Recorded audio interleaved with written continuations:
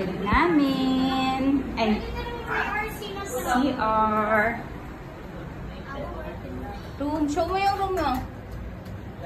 Room nila Ate Rose, ni Isay and 2 kids. Room of Mommy. Hello?